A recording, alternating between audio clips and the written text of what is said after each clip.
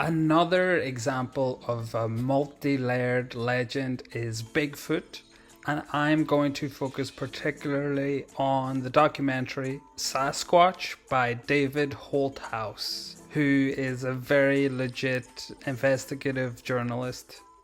In the doc, Holthouse recounts a story he heard from an anonymous source. In the early 1990s, 3 men were brutally murdered on a cannabis farm in Humboldt County, Northern California, and the killer was allegedly Bigfoot or Sasquatch. The story was passed around by locals, becoming a legend. Remember that this was in the 1990s when cannabis was still illegal in California. In the documentary, we learn how Humboldt County's lawlessness has contributed to the Bigfoot legend. This version of the Bigfoot legend serves as a warning. The wilderness is dangerous and potentially savage, but blaming Sasquatch is also a way of not reporting the crime for fear of reprisals from the drug dealers who were involved. And it's also a warning for people to stay away from this area because it's lawless and it's full of drug dealers that are violent. The documentary suggests that it's comforting to have a malign force, something other, like Bigfoot, on which we can blame crimes like this one. In summary, Bigfoot represents the dangers of the wilderness for soft civilians like us, but also how dangerous and savage humans can be when they are in the wilds, far from the civilizing effects of society.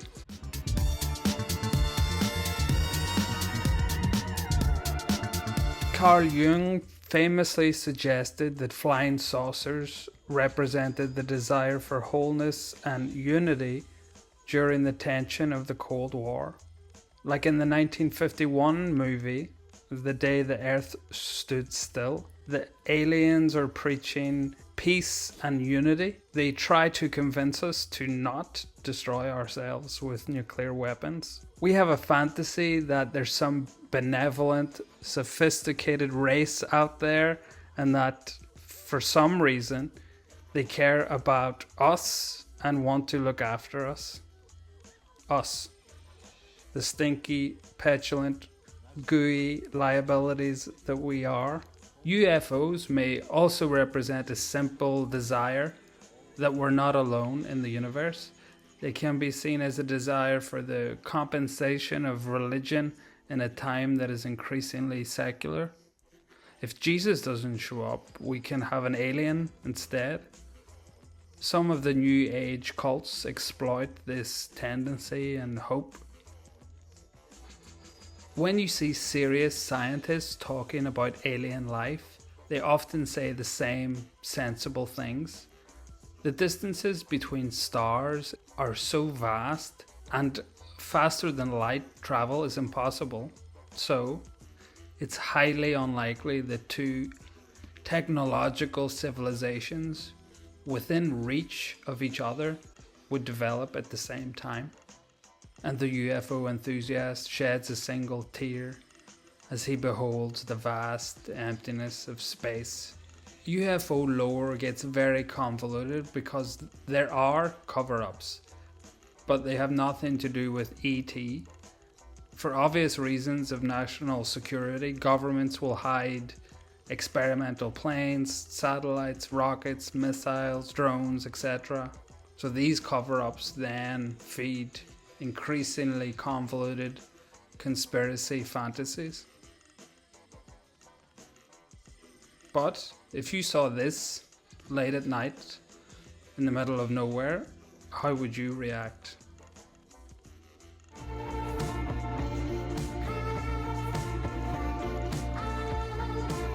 Lake Lanier has the reputation of being haunted.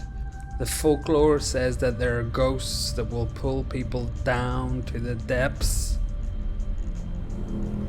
and that the lake has an extraordinarily high number of drownings every year. Right, so let's not bury the lead or try to build tension. with spooky music and drone shots. The lake has a significant amount of drownings every year because it's a big lake that's relatively close to several cities. So this place gets inundated with boozy weekenders. There's your problem. Inexperienced people who have been drinking, then going swimming and boating. There's nothing worse than drunk guys on boats. You don't need ghosts to drag people down when you have drunk guys on boats. That will just happen naturally. In the Netflix series Files of the Unexplained, there's an episode on Lake Lanier where they interview a local resident.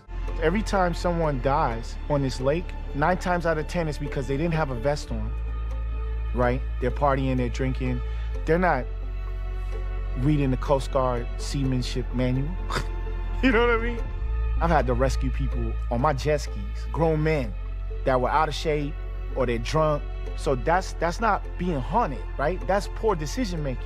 This sounds very sensible to me. The ghost story should change. It should be called The Legend of Rummy Joe. The story is that he drank 13 Cuba Libres, took off everything, including his life jacket, to go skinny dipping. He drowned from being blackout drunk in deep water. Now his ghost appears to anybody who's drinking rum on or near the lake. That's not the end of the story. There's more to uncover in Lake Lanier. First, we have the history of racial tension and conflict in this area. Lake Lanier is a man-made lake, and prior to 1950, parts of it were inhabited. There are stories of the forced departure of black residents and other examples of racial tension and violence during this time. Additionally, we have the horror movie cliche. Lake Lanier was built on top of a Native American burial ground, so the haunting of Lake Lanier could be seen as a kind of collective guilt and trauma over a violent past and a repressed history. Lanier's lake bed has ruins, and there are even fully grown trees under the lake. These ruins create a spooky atmosphere and are a strong metaphor for a hidden or repressed past. They can also be very hazardous for swimmers and boaters.